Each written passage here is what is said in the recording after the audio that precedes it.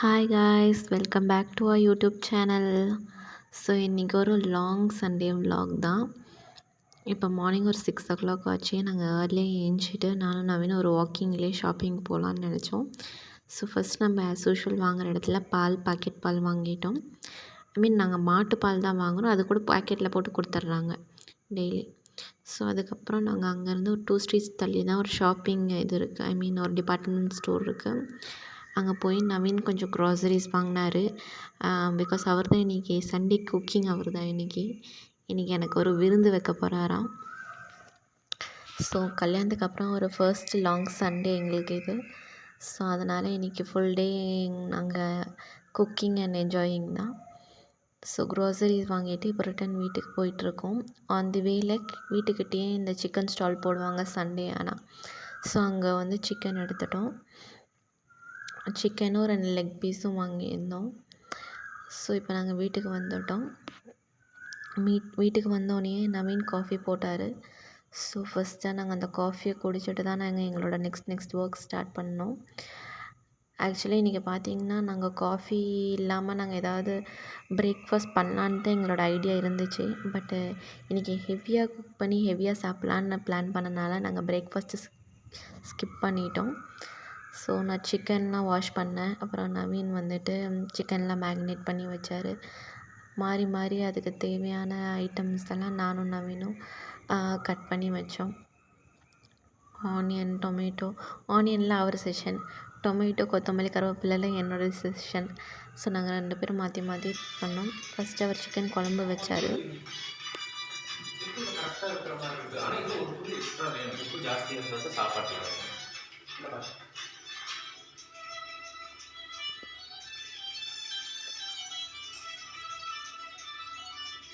கரெக்டாக இருக்கு ஜியா.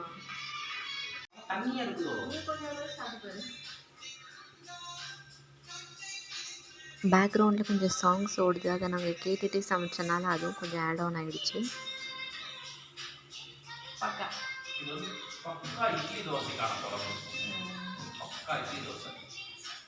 இன்னும் பிரியாணி தொக்கா வேணும்னா இன்னும் கொஞ்சம் நல்லா வத்தணும். வத்துனா காரம் தெரியாது. ஏன்னா சின்ன வெங்காயம் பண்ணாலும் இனிப்பு பிடிக்கும். இன்னொன்று மசாலா கம்மி தான். மசாலா கரெக்டாக தான் கம்மி. ஏன்னா மசாலா. ஸோ நாங்கள் குழம்புல உப்பெல்லாம் பார்த்து குழம்பு இறக்கி வச்சுட்டோம்.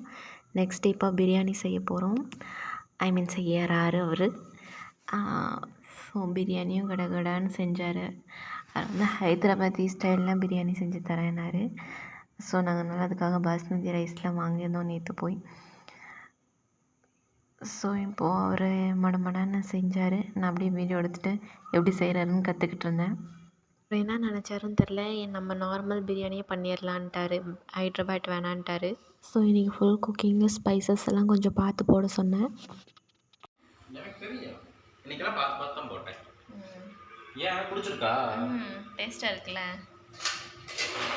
பயப்படாத, ஒரு தடவை சமைச்சிட்டோன்னா மறக்க மாட்டேன். நல்லா வந்து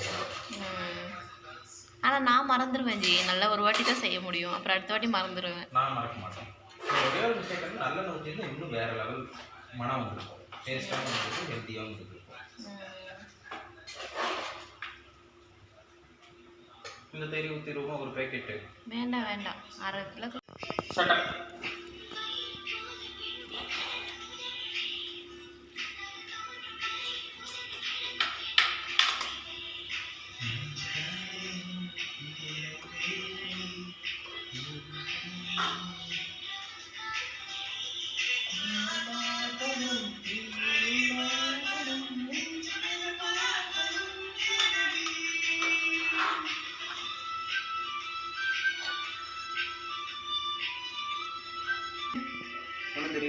தெரியுது.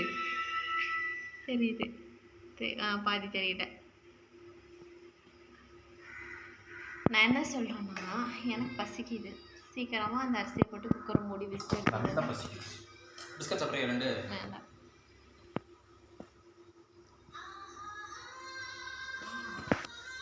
இன்னும் கொஞ்சம் நல்லா கொதிக்குமா, இப்பவே போட்டுடலாமா? போதுங்க.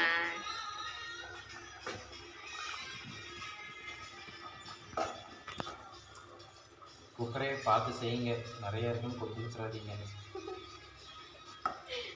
எனக்கு ரொம்ப ஜாஸ்தி இருக்கிற மாதிரி இருக்கு ஜியா.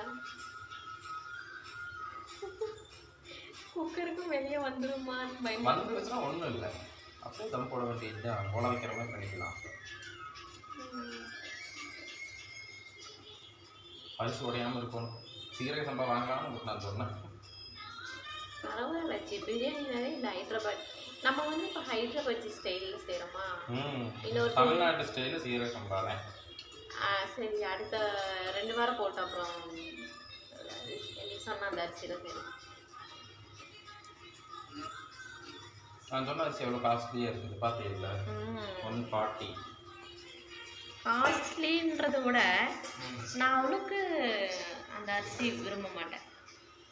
பிரியாணியே வாசமாக இருக்கும், அரிசியே குக்கர் அடிஷனல் குக்கர் கூட வைக்க முடியாது. அடிஷனல் குக்கர்லாம் வைக்க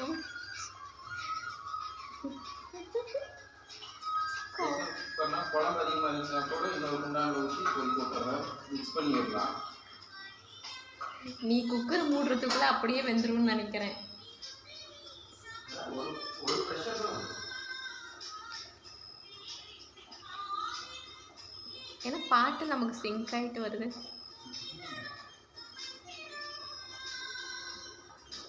கழுகு நீ அப்போ நான் பார்த்துருப்பேன்.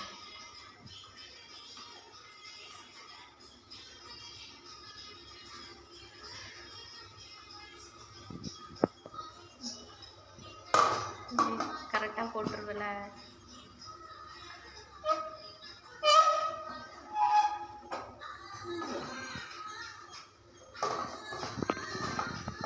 நான் இங்கேருந்து ஏஞ்சிடுவேன் நீ போட்டோன்னு. ஏஞ்சிடுவேன் தானே.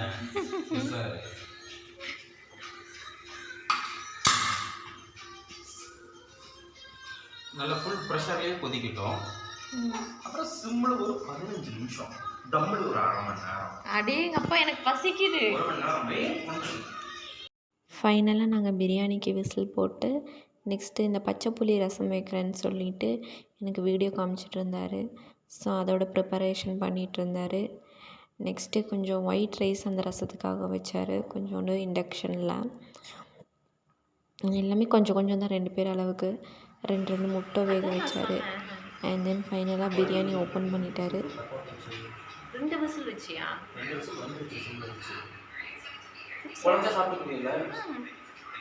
பிரியாணிலாம் கொஞ்சம் குழஞ்சி தாண்டா இருக்கணும். சரி, எப்போ ரெடி பண்ணி வராங்க? தெரியாது, அவங்களுக்கும் செய்தி செஞ்சது இருக்குது. பேசாம கூடலூருக்கு பார்சல் போட்டுடலாமா? கொரியர் அனுப்பிச்சுட்ருக்கோம். பொள்ளாச்சிக்கான பஸ் வச்சு அனுப்பலாம். மசாலா பிரச்சனை. ஆனால் பார்க்க அப்பீடைசிங்காக இருக்குது. எனக்கு பசிக்கிறனால கண்ணில் எல்லாம் கலர் நல்லா சூப்பராக தெரியுது. கூட இருக்கு ஜியா.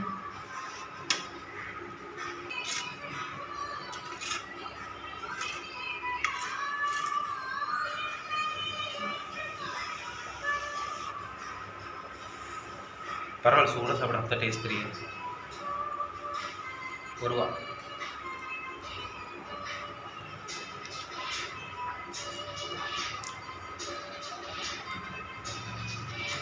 அடிக்காதடி, அடுப்புல சாப்பிடு.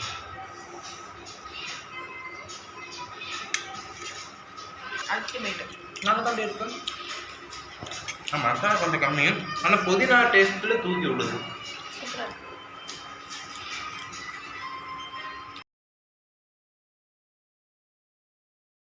கொஞ்சம் நெய் ஊற்றி தம் போட்டார். இவர் எப்படி வச்சார்னா தோசைக்கல் வச்சு அதுக்கு மேலே தண்ணி வச்சார். அண்ட் நாங்கள் கொஞ்சம் பிளேட்டில் போட்டதை சாப்பிட்டு மற்றதெல்லாம் ஒரு சைட் பை சைடு ரெடி பண்ணிட்டோம். ஒரு 1:30ன்றப்போ நானும் நவீனும் லஞ்சுக்கு சாப்பிட உட்காந்துட்டோம். ரெடியாக சாப்பிட்றதுக்கு. ஸோ இன்றைக்கி டிஷ்ஷஸ் பார்த்திங்கன்னா சிக்கன் குழம்பு, chicken biryani, leg piece fry, egg, rasam and தயிர் பச்சடி, கொஞ்சம் ஒயிட் ரைஸு. ஸோ இன்றைக்கி ஒரு வாவான லஞ்சாக இருந்துச்சு எங்களுக்கு அன்றைக்கி. நவீன் சூப்பரான விருந்து தான் வச்சார் எனக்கு ஆக்சுவலி. ஸோ உங்களுக்கு யார் சமைச்சா ரொம்ப பிடிக்கும்னு கமெண்ட்டில் சொல்லுங்கள். நெக்ஸ்ட் vlogல பார்க்கலாம். கண்டிப்பாக மறக்காமல் சேனலை சப்ஸ்கிரைப் பண்ணிடுங்க, லைக் அண்ட் ஷேர் பண்ணுங்கள். நெக்ஸ்ட் வீடியோவில் பார்க்கலாம். பாய்.